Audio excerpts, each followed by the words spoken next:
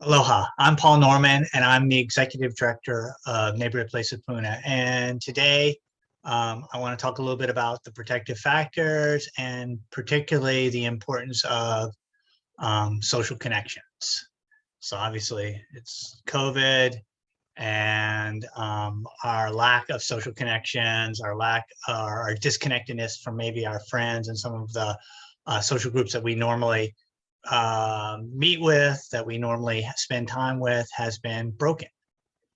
And so I'm going to take a little bit of time. We're going to talk about that. But first, let's talk about what the protective factors are. So the protective factors are conditions or attributes of individuals, families, communities, or the larger society that reduce or eliminate risk and promote healthy development and well-being of children and families. Right? And I would say that promotes the health and well-being of societies as a whole. So that's a mouthful. And so I think the thing that for you to know today is that there's multiple protective factors. Neighborhood Place of Puna specifically focuses on the ones that are specifically for families. And but also to keep in mind that the protective factors apply at all levels, from the individual to the society as a whole. And so when we talk about social connections, which is one of the ones that NPP, Neighborhood Place of Puna, focuses on a lot in the work that we do with families, the work we do in the communities. But the way when I read about it, when I read research about the protective factors and social connectedness, everybody kind of gives lip service to the importance of it. And yet I feel like at some level, it is the most neglected protective factor. And there are probably a lot of reasons for that. I mean, probably it's hard. I mean, it's making friends, maintaining friends, creating strong relationships takes a lot of work. And it's not something that I can do for you. It's not, it's something I can encourage you to do. It's something, that I can try and be better friends to the people around me. But it's just really, it's something really hard. It's something I think we all know at a gut level, the importance of friendship, the importance of relationships, the importance of having people around you that can support you and who you can support. And yet it feels like our society really minimizes that. And, if we look back, we look at religious traditions and so forth, community, and friendship and fellow feeling are very, very important.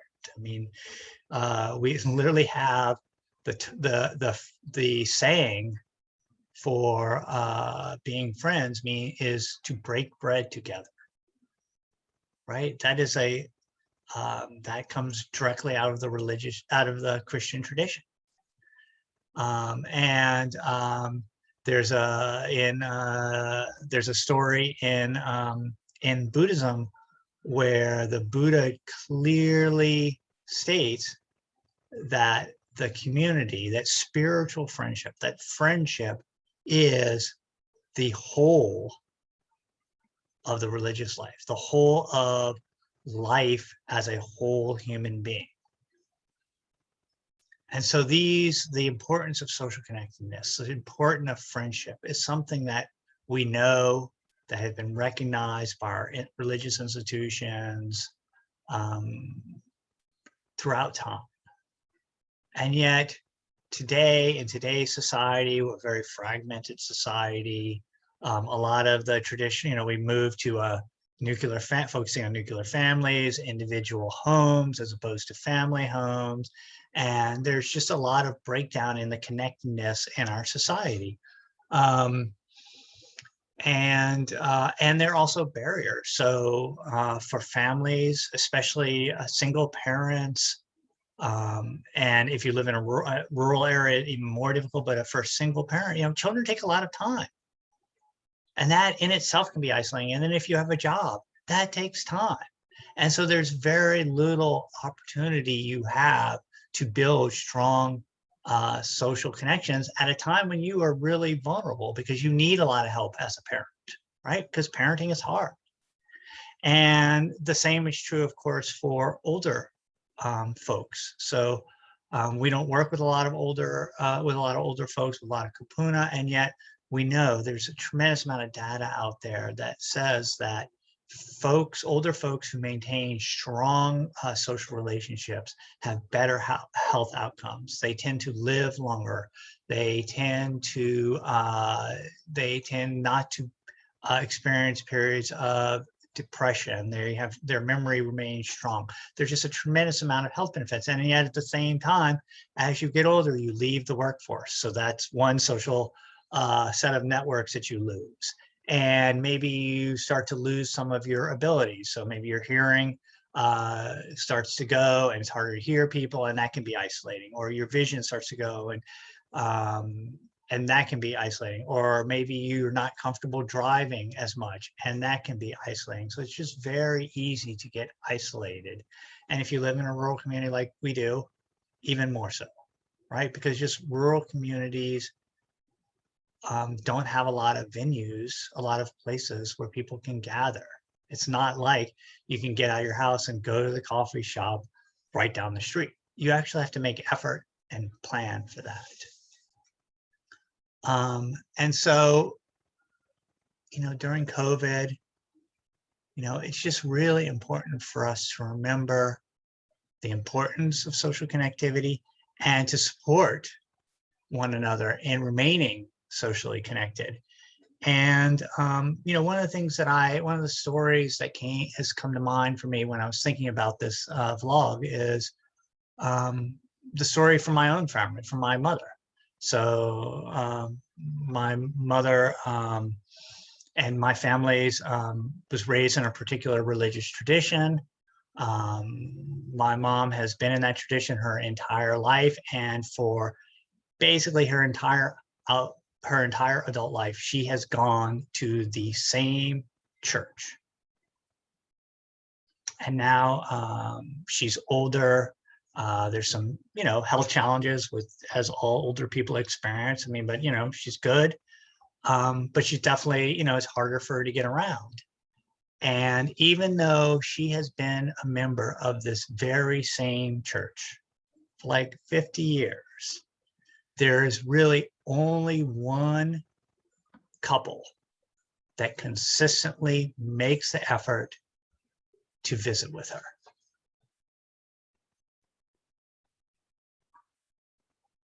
Right? Only one, not the pastor, just one couple that has, for whatever reason, taken upon themselves to make the effort to visit with my mom on a regular basis. And it's not pity or anything. I mean, they generally like each other. I mean, my mom's a very social person, but they made that commitment. And, I think that tells us something about where social connectionness and the importance of friendship and maintaining relationships falls in our society when, a church, which is really about social connectedness, about spiritual friendship and support. And when in a church that is not small, there is only one couple that has made an effort to kind of support a longtime member.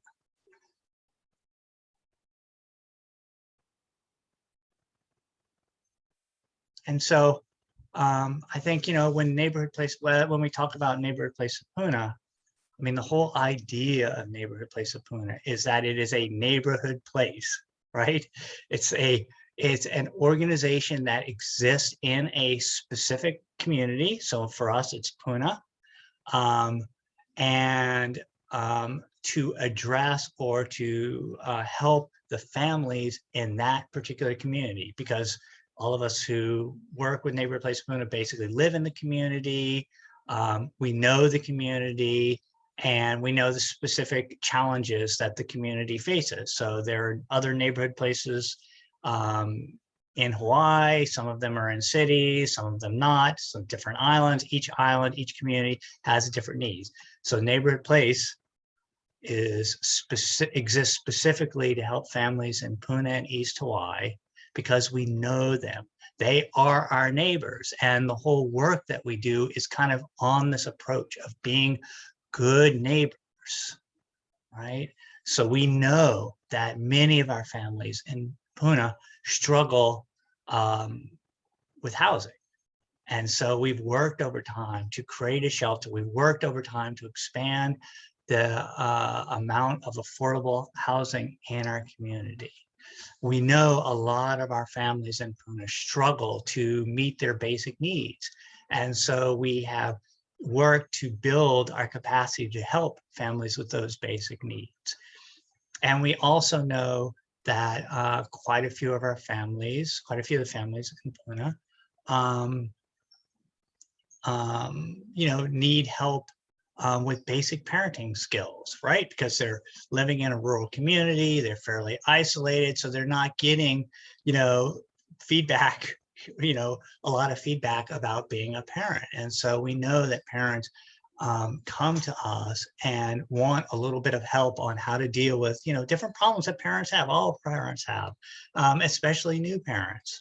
And so all of Neighborhood Place of Puna is really structured around addressing those needs, helping our families, helping our families be successful as parents, right? Because the majority of families we work with, that's what they want. They want to be successful, and there are tremendous numbers of hurdles that they face.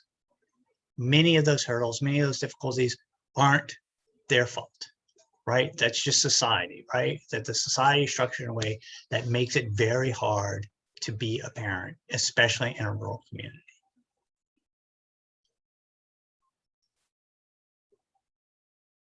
So I encourage you to, first of all, put some time, energy, effort into building your own network of friends, your own social connections. But also ask yourself, how can I help? Where can you be a better friend? And you don't have to help everyone, right? But one person, be a friend to one person, right? Especially someone struggling. And of course, you can, of course, help Neighborhood Place of Puna and the many families we serve by donating to Neighborhood Place of Puna. So if you want to find out more about the work that we do, just visit neighborhoodplaceofpuna.org. And if you like this video, please hit the like button.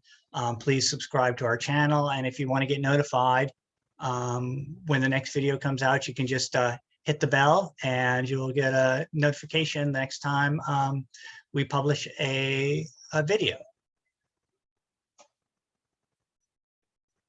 And I think, the final thing to keep in mind is that all of us, Neighborhood Place of Puna, myself, you, all of us want to create a community in which no family and no child has to experience homelessness or hunger or social isolation. We want all children, all families to feel needed and loved. We want every child to grow up in a safe and nurturing home environment. So mahalo, have a wonderful week. Aloha.